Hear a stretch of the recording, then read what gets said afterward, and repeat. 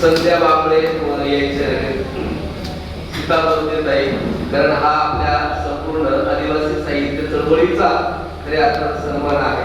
सरांचं associate professor पदी निवड झालं, भविष्यामध्ये प्रोफेसरही होते. 70च्या वर सरांनी खऱ्या अर्थानं साहित्य घडवले, नवं सुद्धा त्यांचं काम चालू आहे. मी फडकी परिवाराच्या वतीने त्यांचं स्वागत करतो. धन्यवाद सर.